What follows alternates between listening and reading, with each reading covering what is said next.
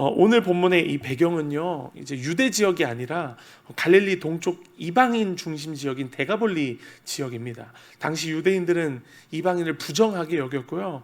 그래서 그들과의 접촉을 꺼리는 이런 문화적 장벽이 있었습니다. 그런데 놀랍게도 예수님은 바로 그 땅에 그 부정적으로 여겨지는 그 사람들에게 찾아가셨습니다. 그리고 사흘 동안 아무것도 먹지 못한 이 4,000명의 무리들을 보시면서 그들의 육체적인 배고픔뿐만 아니라 영적인 갈급함까지 보셨던 예수님이셨습니다. 이것은 단순히 불쌍히 여김이 아니었습니다. 본문은 이 예수님의 마음을 잘 보여주고 있는데요, 오늘 본문 2절 말씀을 다시 한번 보시면 내가 무리를 불쌍히 여기노라, 목자 없는 양처럼 방황하고 있는 이방인 무리에게 예수님은 다가가셨고요, 그들을 먹이셨고요, 돌보셨습니다. 오늘 우리에게도 마찬가지입니다. 예수님의 긍휼은요, 조건을 따지시지 않습니다.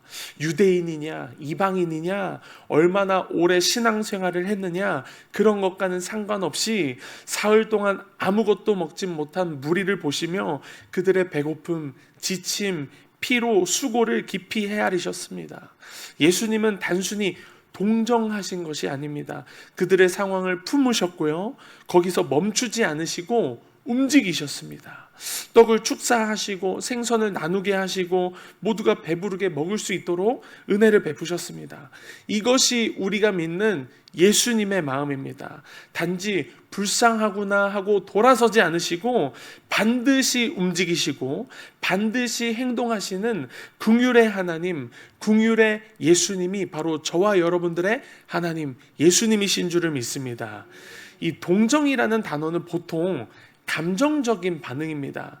아이고 안타깝다, 또 저 사람 힘들겠다 라고 느끼는 감정입니다. 그러나 거기서 끝나는 감정입니다. 행동은 없고 책임도 없고 자기의 안전한 위치에서 멀리서 바라보기만 하는 감정이 바로 동정입니다. 반면에 이 긍휼, 영어로는 컴패션이라고 하고 있는데요, 그 사람의 고통에 내가 들어가는 겁니다. 그 고통을 함께 느끼고 함께 짊어지고 함께 해결하기 위해 움직이는 사랑이 바로 이 긍휼의 사랑입니다.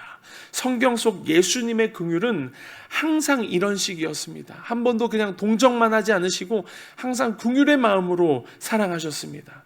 예수님은 단지 병든 사람을 안타까워만 하신 것이 아니라 직접 다가가셔서 고치셨고요, 외면당한 자를 측은히 여기신 게 아니라 그들을 끌어안으셨고요, 굶주린 무리를 안쓰럽게 보신 것이 아니라 직접 떡을 떼어 먹이셨습니다.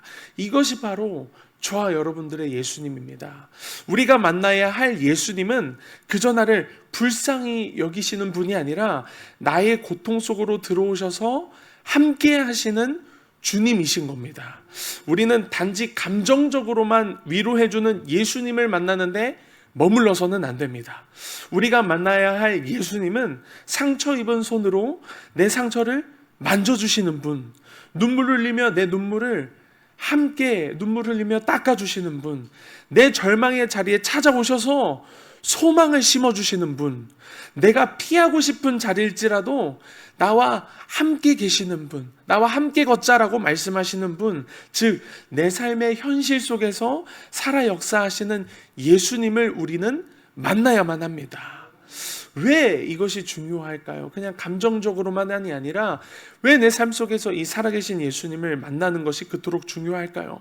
이 예수님의 긍휼을 동정 정도로만 이해하면 우리는 예수님의 능력을 제한하게 됩니다.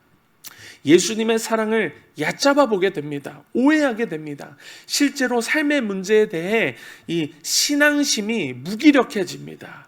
하지만 이 긍휼의 예수님을 온전히 바라본다면, 믿는다면 우리는 어떠한 상황 속에서도 버림받지 않았음을 확신할 수 있게 됩니다. 실패해도 다시 일어날 수 있게 됩니다. 고통 가운데서도 주님의 따뜻한 손길을 경험할 수 있게 됩니다. 저와 여러분, 동정만 하는 예수님이 아니라 긍휼히 여기셔서 반드시 움직이시고 함께 하시는 예수님을 만나시기를 간절히 축복합니다. 그렇다면 긍휼의 예수님 어떻게 하면 만날 수 있는 것입니까? 먼저 여러분, 고통을 숨기지 않고 드러내셔야 합니다.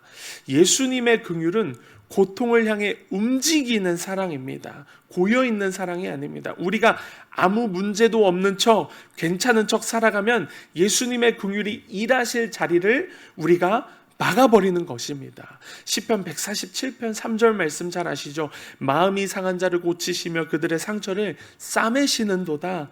예수님은 우리의 상처를 부끄러워하지 않으십니다. 오히려 상처 있는 그 자리에 찾아오시는 분이 바로 우리 예수님이십니다. 저와 여러분 혹시 고통 가운데 있습니까? 주님께 내어놓으시길 바랍니다. 주님이 고치시기를 원하십니다. 기억하십시오. 회피가 아닌 정직한 고백이 예수님의 긍휼을 만나는 문입니다. 두 번째, 말씀 안에서 예수님의 성품을 깊이 만나셔야 합니다. 긍휼의 예수님은 말씀 속에서 그 성품을 드러내십니다. 단지 교훈으로 말씀을 읽는 것이 아니라 예수님의 마음을 따라가며 묵상할 때 예수님의 긍휼이 바로 나에게 말씀하시는 위로의 말씀이 되기 시작하는 것입니다.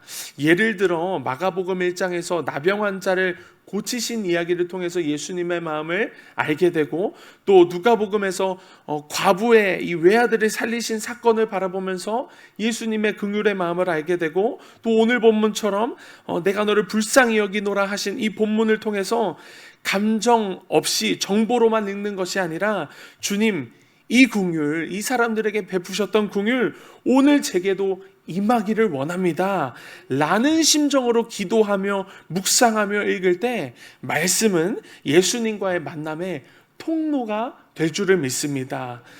셋째, 기도로 부르짖고 기다릴 때 긍휼의 예수님을 만날 수 있습니다. 여러분, 긍휼은 관계적인 은혜입니다. 주님을 향해 부르짖을 때 주님은 결코 침묵하시지 않으시는 줄 믿습니다.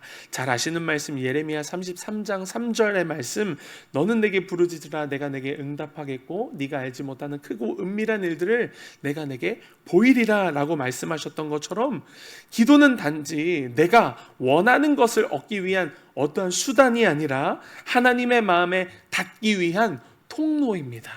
눈물을 흘리며 드리는 기도, 이해되지 않아도 멈추지 않는 기도, 침묵 속에서도 붙잡고 있는 기도 등 이 간절한 기도가 긍휼의 예수님을 경험할 수 있는 자리가 됩니다. 응답이 더딜지라도 그 기다림 가운데 주님은 반드시 응답하시고 역사하시는 줄 믿습니다. 마지막으로 주님의 긍휼을 전할 때 우리가 예수님의 긍휼을 알 수 있게 됩니다. 예수님의 긍휼은 내게만 머무는 사랑이 아니라 흘러가야 하는 사랑입니다. 나도 누군가의 고통을 외면하지 않고 다가갈 때, 또 누군가의 눈물을 닦아줄 때, 지친 자를 위해 내가 기도해 줄 때, 내가 긍휼의 통로가 되는 그 자리에서 예수님이 얼마나 놀라운 사랑으로 일하시는지를 경험하게 됩니다. 그리고 그때 우리가 이렇게 고백할 수 있게 됩니다. 아, 주님도 내게 이렇게 다가오셨구나. 나에게 이렇게 손 내미시고 나를 이렇게 사랑하시고 나를 위해 이렇게 기도하셨구나. 여러분, 긍휼을 흘려보낼 때 예수님의 긍휼의 마음을 더 깊이 알게 되는 줄 믿습니다. 말씀을 마무리하고 싶습니다. 여러분, 오늘 본문 말씀을 통해 우리는 긍휼히 여기시는 예수님을 함께 묵상했습니다. 예수님은 단지 감정적인 동정을 하시는 분이 아니라 내 삶의 고통의 한 자리 가운데로 들어오셔서 직접 만지시고 회복하시고 먹이시고 안아주시는 주님이신 줄 믿습니다. 그리고 예수님의 긍휼은 조건을 따지지 않습니다. 유대인이냐 이방인이냐, 오래 믿었느냐, 이제 막 교회 발을 들었느냐, 신앙이 깊느냐, 아직도 흔들리고 있느냐, 그 어떠한 것도 이 하나님의 예수님의 사랑을 가로막지는 못합니다. 그 긍휼의 주님은 오늘도 우리의 삶 가운데 찾아오시기를 원하십니다.